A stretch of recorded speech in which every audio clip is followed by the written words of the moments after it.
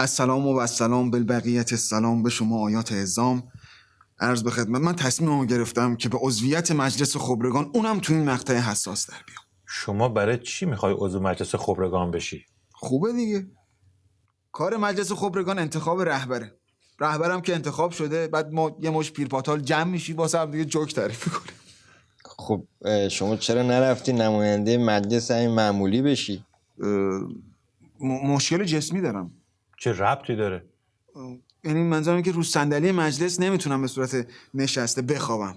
تو خبرگان تخت میارن، راحته، میخوام.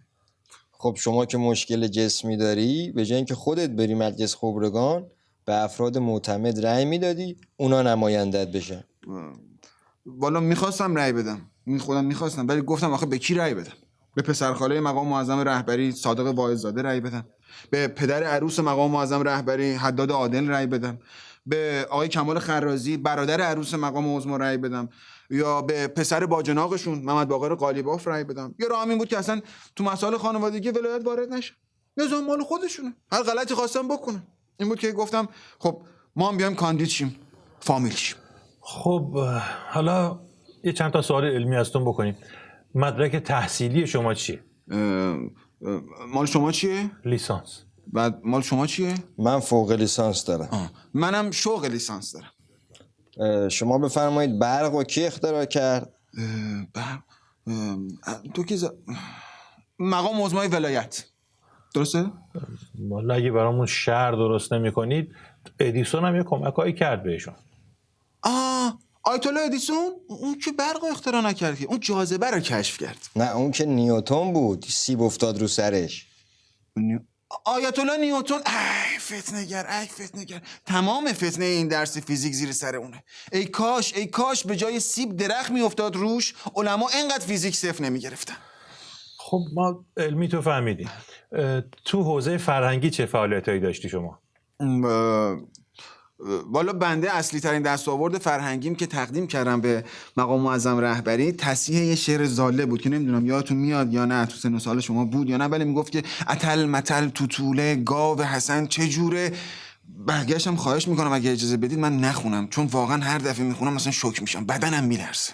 بنده این شعر رو حرام اعلام کردم. چرا؟ 1. استفاده از کلمات زشت، صادر کردن شیر به هند در نقطه مقابل اقتصاد مقاومتی، ترویج بدحجابی، اونم در شرایط پسابرجام. بنده خودم در همین موقعیت رأساً وارد شدم، شعر رو اصلاح کردم به این صورت که میگه اتل متل ولایت، گاو حسن فدایت، دور عباش توریه، شیرشو بردن سوریه، یه شیخ ریشو بستان از حزب الله لبنان، اسشو بذار قرازه چون که ریشش درازه.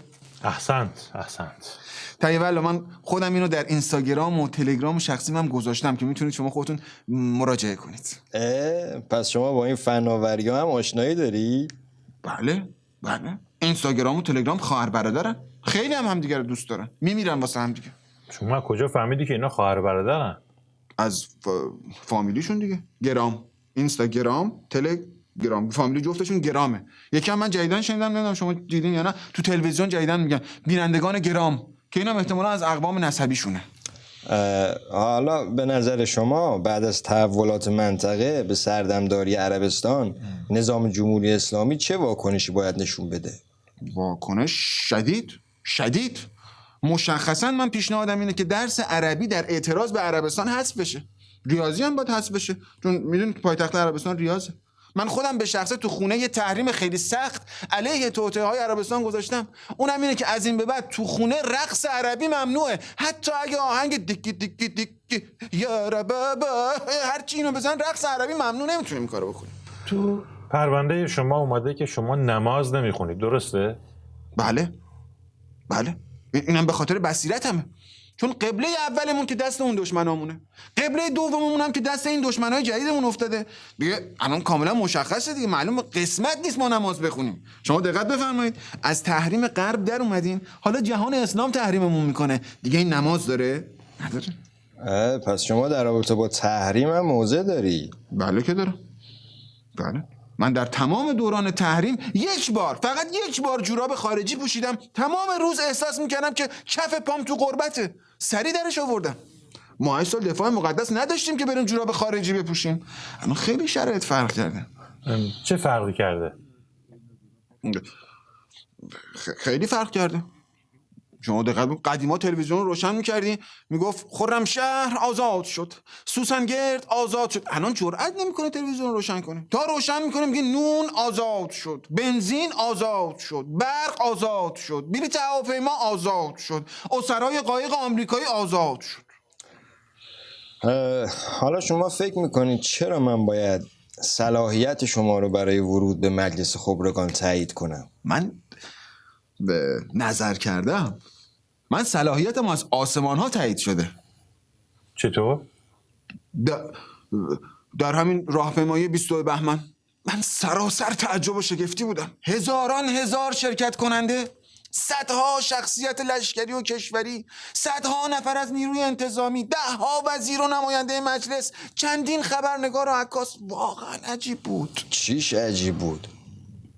در بین همه این نفرات یک کفتر از آسمون اومد صاف عمامه منو چیز کرد، مزین کرد. اونجا فهمیدم که من انتخاب شدم از آسمان ها. نرحب بکم حضرت آیت الله. این همون نقطه اوج کمالات شماست که صلاحیت شما رو برای ورود به مجلس خبرگان ثابت میکنه. دست شما در نکنید. طیب الله دستون در نکنید. دست بدید ما مقام عظما انقدی ندیدی. دیگه بریم مجلس خبرگان میشه.